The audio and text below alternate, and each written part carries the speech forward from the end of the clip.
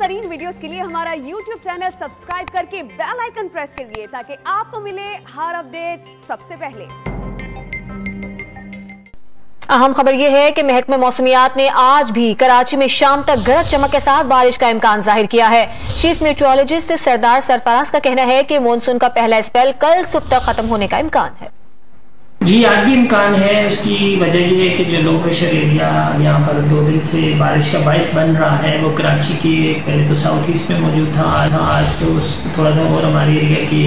اوپر ہے، سمجھ لیں ساؤتھ ایسٹ سندھ پہ موجود ہے اس وقت، اور اس کی جو ایکسٹینشن ہے وہ ظاہر ہے پورے نیچے سمندر تک جا رہی ہے، پھر انڈین راجستھان وغیرہ کے ایریا تک جا رہی ہے۔ تو آج بھی آفٹرنون کے بعد امکان ہے کہ وہی سی بی سیلز بنیں گے، تھنڈر سیلز، اور گرج چمک کے ساتھ بارش ہوگی آج بھی، اور یہ سلسلہ رات گئے تک پھر وقفے سے جاری رہے گا۔